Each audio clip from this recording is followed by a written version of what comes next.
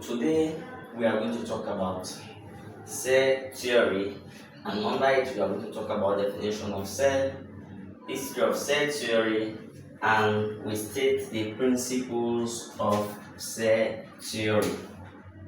We have many of them, we have 4 of them, sometimes they can be 5, sometimes they can be 3.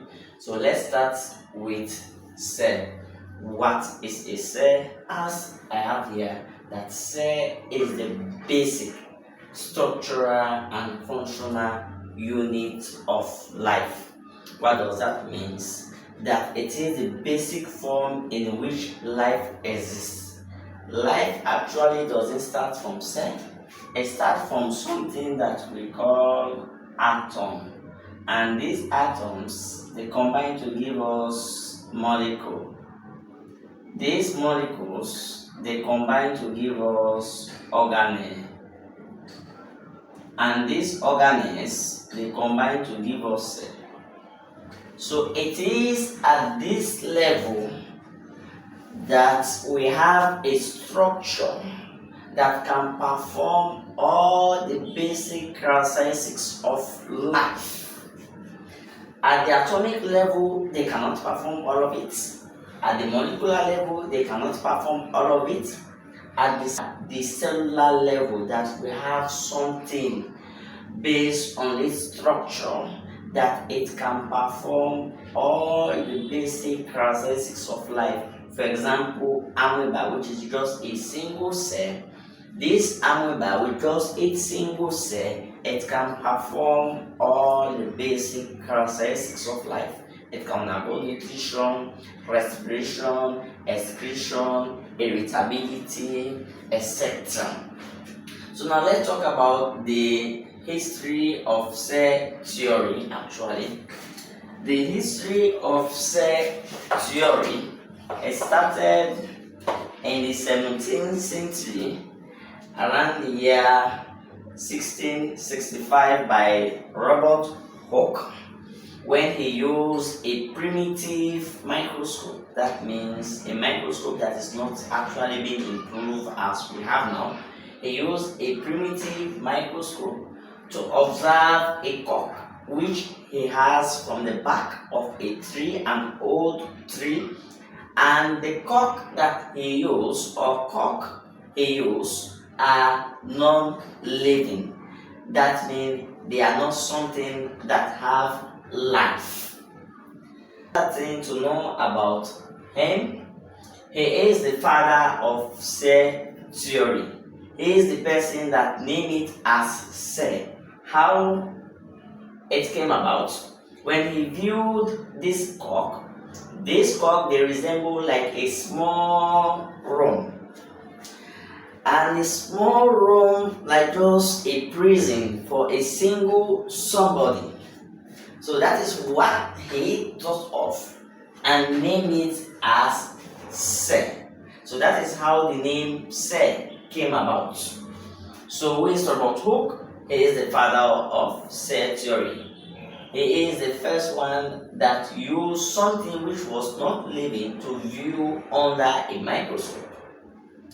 In the year 1617, 5 years later, Antonio van Leeuwenhoek.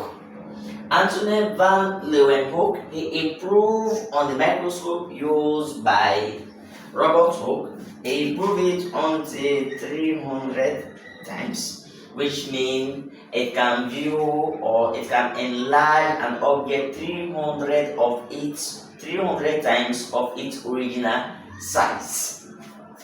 So when he improved on the microscope, he viewed something which he called animalcules, and these animalcules that he viewed is what we know as today as bacteria and protozoa. So the first person to view a living something under a microscope, it was Antonio van Leeuwenhoek in the year 1670, and he named it as animalcules, which are today known as bacteria and protozoa. Later in the year 1835, we have another scientist, Flex Dujardin, that view the living components of a cell, and he named it as sarcode. So who observed the living components of a cell? It was Flex Dujardin. But who was the first to observe a living thing under a microscope? It was Antonio van Leeuwenhoek. Now let's go to Matthias Leiden in the year 1838, in which he concluded that all plants are made up of cells. After this man viewed the living components of a cell, this man continued with his study on that plant, which he concluded that all plants are made up of cells. Later, if plants are made up of cells, by then, since we have the plant and the animal kingdom, another scientist went further, is geologists. A geologist is somebody that studies about animals. In the year 1839, Theodore Chewine also concluded, that means 1 year later, that animals are made up of cells. So in the year 1855, Rudolf Virchow came up with something in which he named it as omnicellular, E-cellular. What does that mean? Cells came from pre-existing cells. That is what he stated. Omnicellular, E-cellular. All cells came from pre-existing cells. And also, based on the history, it was being concluded under the principle of cell theory. So if you are being asked to state the cell theory or to state the principle of cell theory, this is what you have to write. As we started with the definition, number 1 has to be cell is the basic structural and functional unit of life. That is the first thing that you have to write.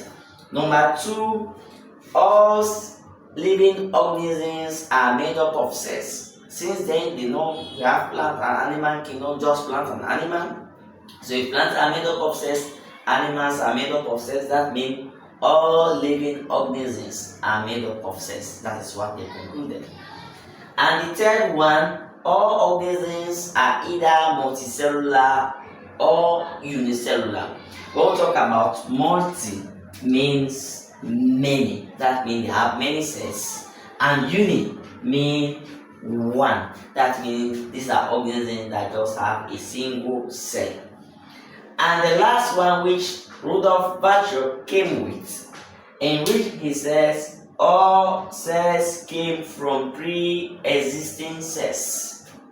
This was actually a debate which was going on, that living organism came from something that was not living. And some scientists said no, living organism, they came from something that is what? Living. This debate, it went over almost a century or more than that, and in which Rudolf Virchow concluded it that every cell came from pre-existing cells. So these are the 4 principles of cell theory. In some cases, this one is not being regarded as a principle. We just have 1, 2, 3. In some cases, we have these 4 and even additional one, in which the 5th one has to be. There is no life without cell. There is no life without cell. That's supposed to be the 5th one in some textbook. And some, you have 3, 1, 2, this one is not part, and this one. 1, 2, and 4. And some, you have 4. And some, you even have 5. Which the 5th one has to be, there is no life apart from the life of cell.